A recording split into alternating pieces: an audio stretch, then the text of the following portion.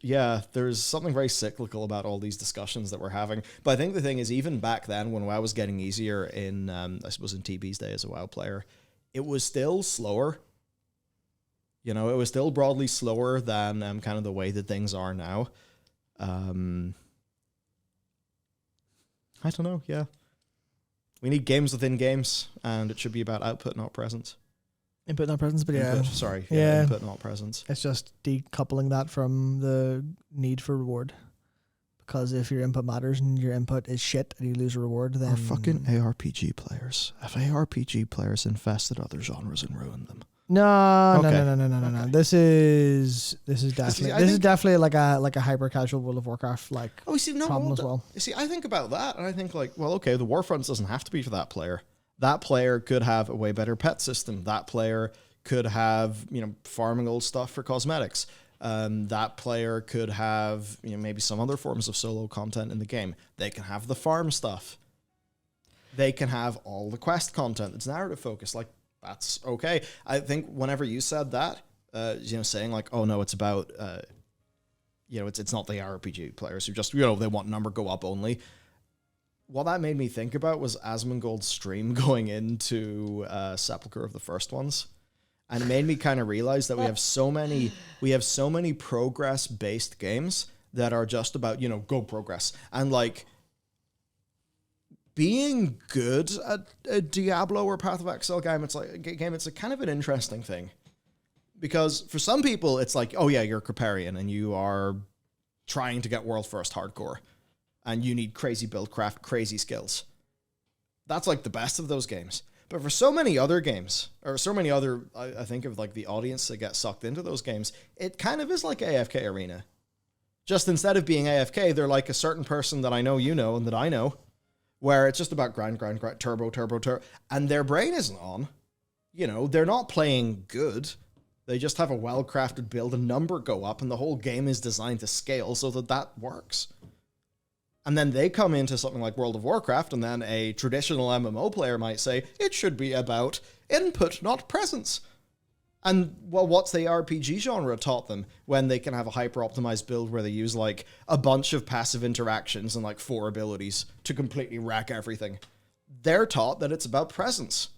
It's about presence and having the right build, and having the build in the meta. So then, I guess, is that what gets you this weird situation of people who are really bad at WoW, but also are really tuned into the meta and are always trying to play the flavor of the month? Yeah. I don't know. Yeah. I don't know if I went off-piste and went crazy. Maybe I have. Maybe I haven't. Possibly slightly. But it's mostly that we're bouncing off a problem where I think the unifying issue is, do people want to have input in a game like World of Warcraft, or do they not? Because I think we come from a very strong position of that's where the meaning is going to come from. I feel like me and you are going to get, the NASA meme? Yeah. I feel like we're going to get NASA memed at some point. Yeah, almost certainly. Yeah, almost certainly. There's definitely a question of, do people want presence to be their gameplay, and will they go somewhere where presence is because input is challenging? But I also say that from a perspective of someone who finds it very difficult to play a new game half the time because my brain's too fried. And I'm like, I'm going to play the comfy game that I already know, not because of presence, but because input. Like I can obviously, like, games are hard and I can enjoy them through that. But it's like sometimes like if you try to tell me to learn a new mechanic, I'll just start crying right now. I'm like, no, I just want to play a Metroidvania with familiar mechanics. I just want to jump and dash and swing. No, I'm going to start another campaign in Warhammer 3 Total War. Yeah, it's like I think that's probably the closest analogy that people who play games like us could have to people who like I'm going to get rewarded for my presence in World of Warcraft. And it's like, are they willing and capable of deprogramming people a bunch that way?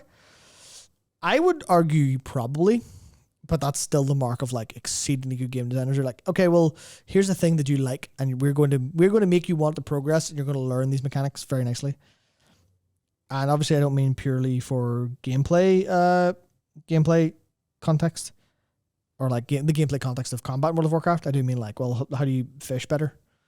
How do you fish smarter and better? And some of that's Wowhead. It's like, how do you make fishing so it's not go to where Wowhead tells you to and fish? How do you Can you do that? How do you FFFI fishing Do you away? remember people playing like FF fishing? New World Fishing? New World Fishing got quite a lot of people. You know, if you had a team of like 4 designers and there's like 4 designers, your job is to make fishing the indie game. Let's go. In World of Warcraft. Dave the Diver the shit right away. Dave, see if you like want to be a maniacal psychopath. Dave the Diver is the game for you. That game is under the shroud of being, it's cozy. Here's Dave and his mates, having sushi and a few beers, being all chill. But what Dave does, he goes down there and he just like kills 300 kilograms of fish and takes them up. It's crazy. Dave the Diver. It's a good game. Pretty well designed progression.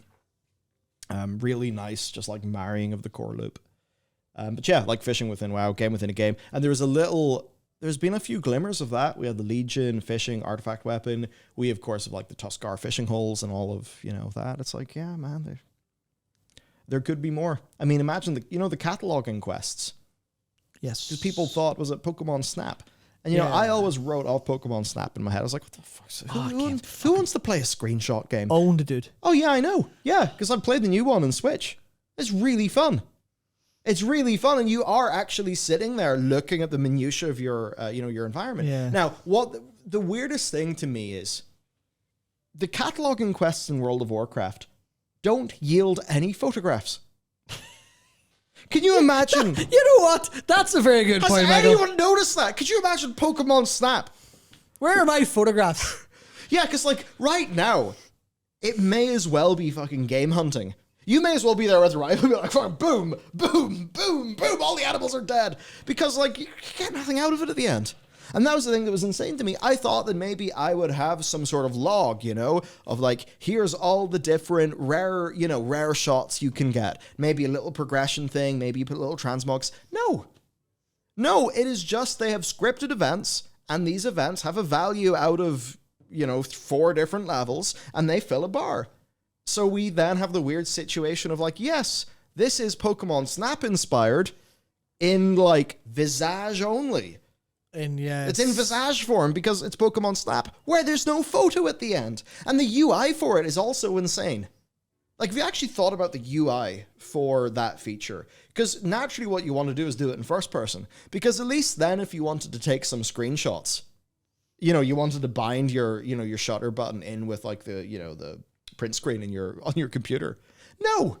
Because if you zoom into first person when you're doing a cataloging quest, a 50% transparency camera blocks most of the screen. So you can't even do the Pokemon Snap inspired piece of content like it's Pokemon Snap. No, you just spin your camera and spam 1 because you're only there for the like, semblance of reward. To me, that strikes me as like the peak we are living in Bizarro land.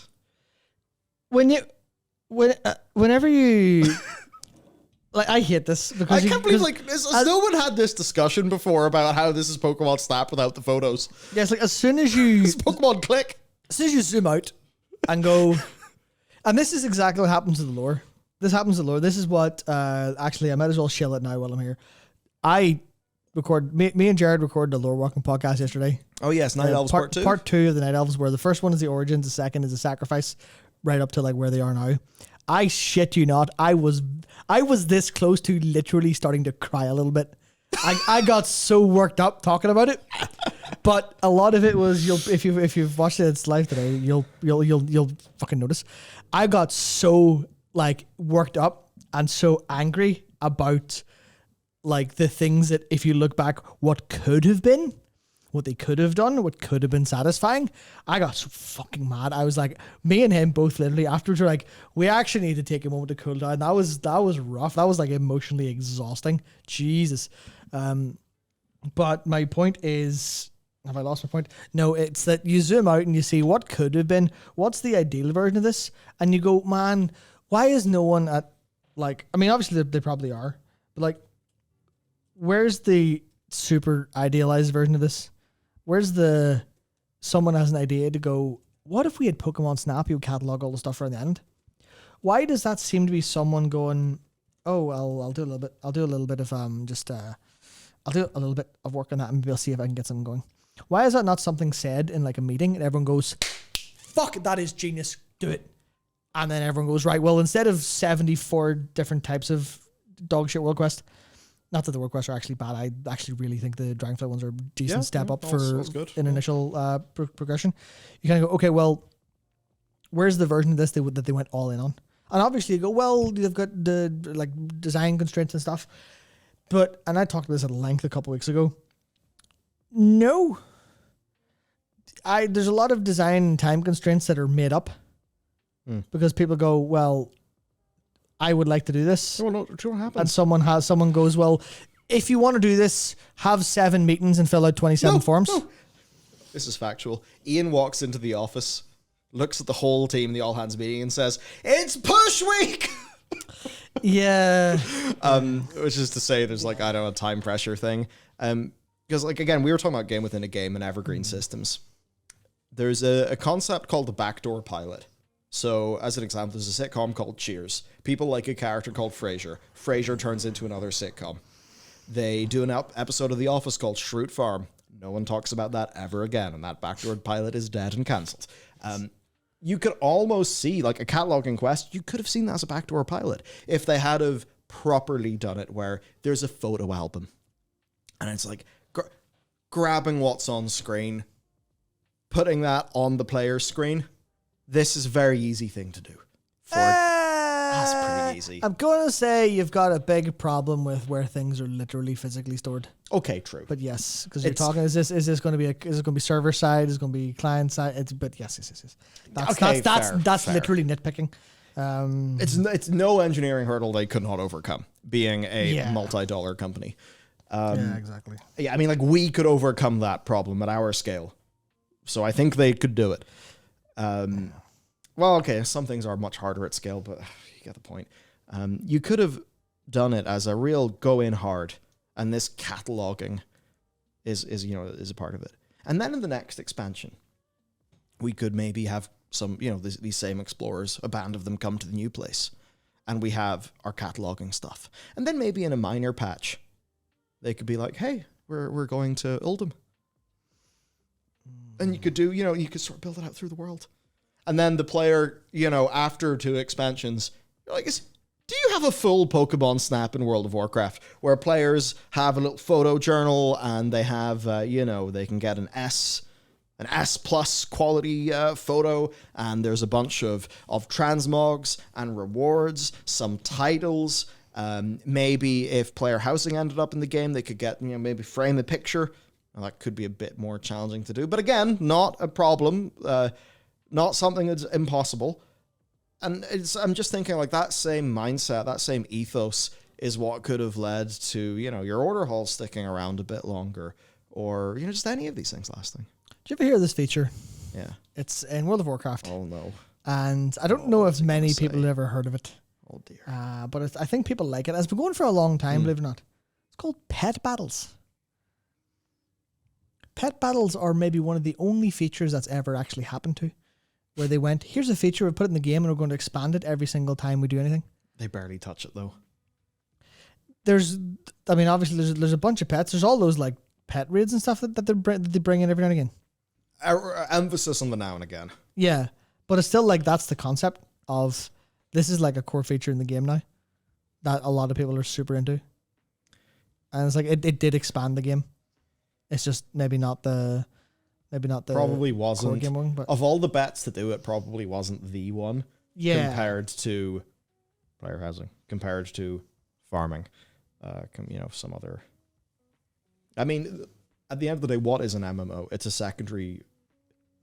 It's a big word. Like they used to be called back in the day. The boomers would call them avatars. Say, yes. What's your? You don't say, what's your tune?